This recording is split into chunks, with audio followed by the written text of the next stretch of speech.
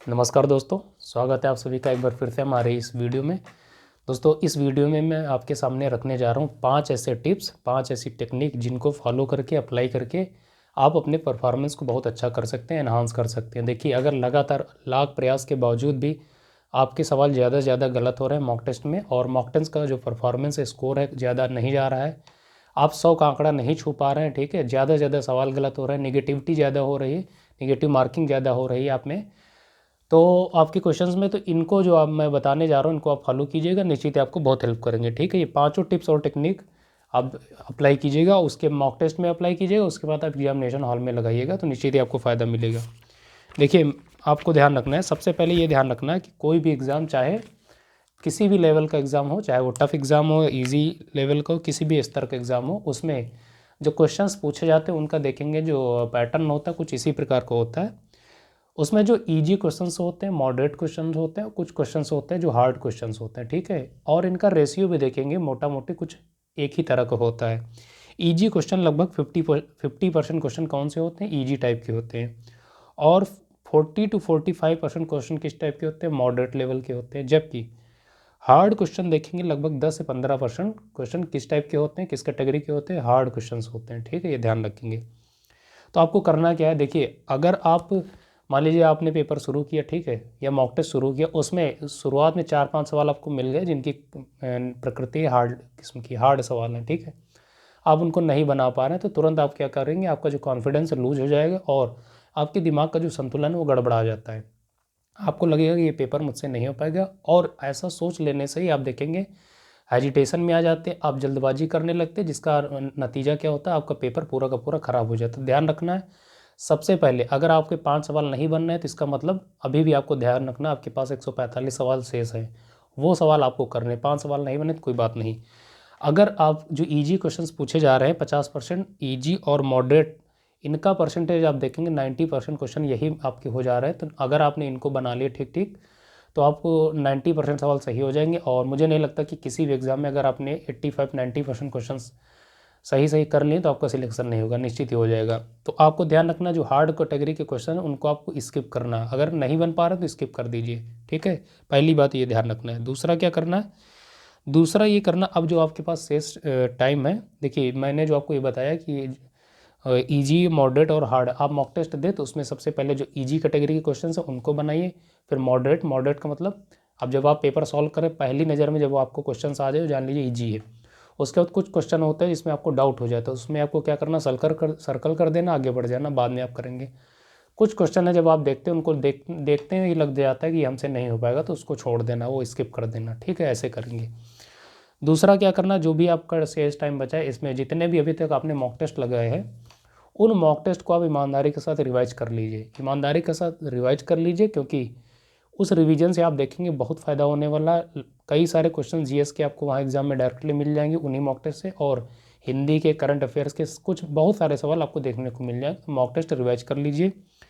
तीसरा आपको करना है, अजनबियों से बात मत करना। अजनबियों का मतलब है कि ऐसे क्वेश्चन जो आपको एकदम अपरिचित हों आपके लिए, जो आपने कभी देखे ही नहीं हो, तो जब वो आपके सामने आए तो उनको आप स्किप कर दीजिए, उनको लगाने का प्रयास मत कीजिए, क्योंकि आपने उनको कभी देखा ही नहीं, पढ़ा ही नहीं, ठीक है। बहुत सारे सवाल ऐसे होते हैं जिनको हमने कभी पढ़ा नहीं होता, तो वैसे सवाल आपके सामने आए तो उनको आप स्किप कर दीजिए, ये ध्यान रखेंगे, तीसरा पॉइंट।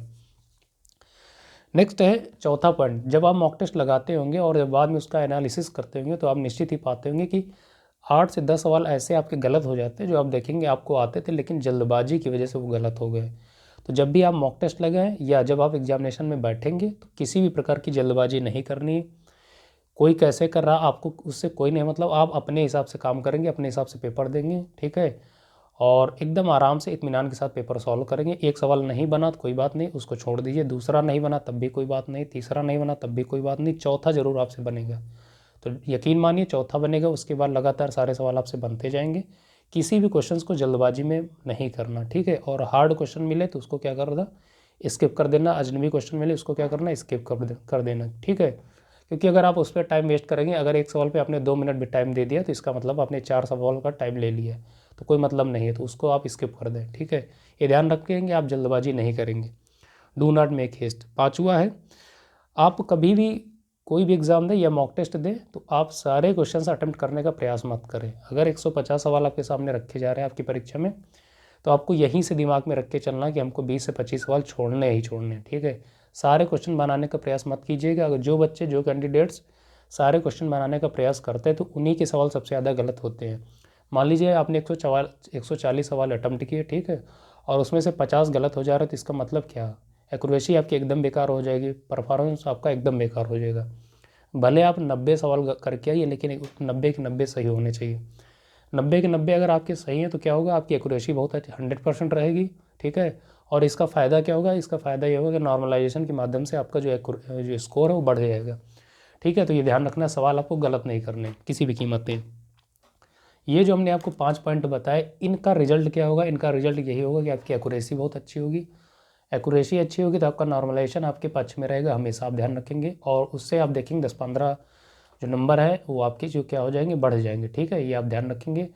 तो मुझे नहीं लगता कि अगर आप इन पॉइंट्स को फॉलो करेंगे, अप्लाई करेंगे, तो आपको किसी भी प्रकार की दिक्कत होगी, अगर आपने अच्छे से ईमानदारी की है। और निश्चित ही आपको हेल्प करेंगे। ऐसा सारे कैंडिडेट्स करते हैं जो किसी भी एग्ज़ाम में, किसी परीक्षा में कहीं ना कहीं सफल हुए, इन पॉइंट्स का ध्यान रखते हैं। और इन्हीं पॉइंट्स को ध्यान में रखते हुए आप क्या करिए, अपने मॉक टेस्ट दीजिए और फाइनल एग्ज़ाम में आपको इन्हीं पॉइंट्स पे काम करना है, ठीक है। सवाल आपके गलत नहीं करने, जल्दबाजी में सवाल नहीं करने एक भी सवाल। और हार्ड क्वेश्चन को अगर आपसे नहीं बना तुरंत स्किप कर दीजिए। मॉडरेट और ईजी क्वेश्चन आपको गलत नहीं करने। अगर ईजी क्वेश्चन आप गलत कर दे रहे हैं तो यकीन मानिए आप अपने आप को कंपटीशन से पीछे कर लेंगे। तो ईजी क्वेश्चंस कभी भी गलत नहीं करने।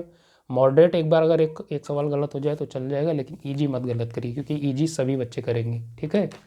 और ईजी मॉडरेट को ही अगर आप कर लेते हो तो लगभग 85 to 90% सवाल आप वहीं से अटेम्प्ट कर लेंगे। तो आई होप ये वीडियो आपको ठीक लगा होगा। वीडियो अगर ठीक लगा हो तो लाइक कर दीजिए। चैनल पर पहली बार विजिट किया, चैनल को सब्सक्राइब कर लीजिए।